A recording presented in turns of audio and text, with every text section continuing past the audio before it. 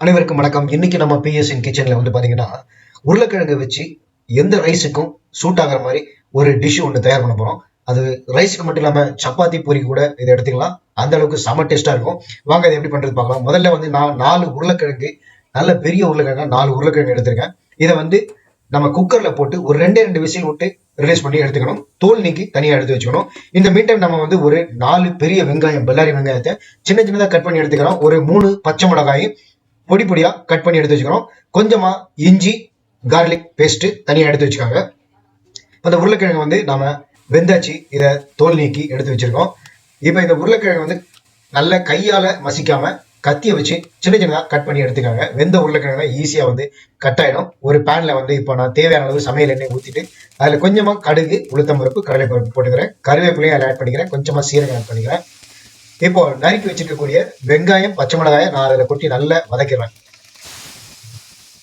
பெரிய வெங்காயம் சின்ன சின்னதாக கட் பண்ணி வச்சிருக்கோம். அதே மாதிரி பச்சை மிளகாய் இதையும் அதில் போட்டு நல்லா வதக்கிற ஒரு 5 மினிட்ஸ் நம்ம ஃப்ரை பண்ணிட்டோம் அப்படின்னா நல்ல வெங்காயம் நல்லா அதில் வதங்கிடும். இப்போ நம்ம வேக வச்சு தூள் நீக்கி உரிச்சு வச்சிருக்கக்கூடிய இந்த உருளைக்கிழங்கையும் அதில் கட் பண்ணி அதுலேயும் போட்டுறேன்.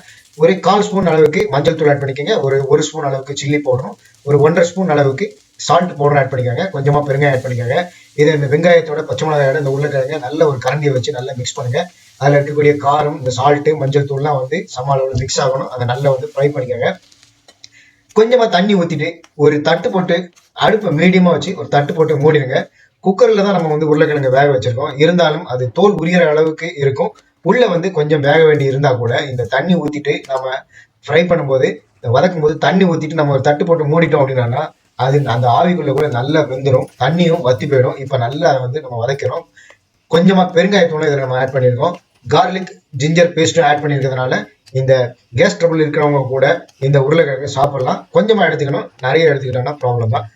இதை ஒரு 5 மினிட்ஸ் நல்லா நம்ம வதக்கிட்டோம் அப்படின்னா அதுல இருக்கிற வாட்டர் கண்டென்ட்லாம் கூட ட்ரை ஆயிடும். அதே சமயத்துல இந்த உருளைக்கிழங்கும் நல்லா ஃப்ரை ஆயிடும்.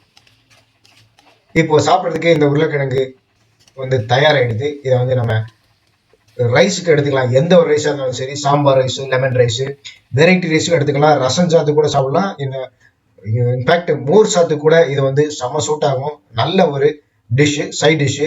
பூரி சப்பாத்தி கூட நம்ம இதை எடுத்துக்கலாம். அந்த அளவுக்கு செம்ம டேஸ்டா இருக்கும். இதே மாதிரி நீங்களும் உங்க வீட்டில் செய்து பார்த்துட்டு நம்ம வீடியோ பதிவுக்குள்ள உங்களுடைய கமெண்ட்களை தெரிவிங்க. மறக்காம ஒரு லைக் கொடுங்க. அப்படியே நம்ம சேனலுக்கு சப்ஸ்கிரைப் பண்ணிக்கோங்க. அடுத்தடுத்து இது போன்ற சமையல் வீடியோக்களுக்கு. வீடியோ பிடிச்சிருந்தா எல்லாருக்குமே ஷேர் பண்ணுங்க. நன்றி. அடுத்த ஒரு வீடியோ பதிவில், சமையல் வீடியோ பதிவில் நான் சந்திக்கிறேன். இது பிஎஸ்என் கிச்சன். நன்றி.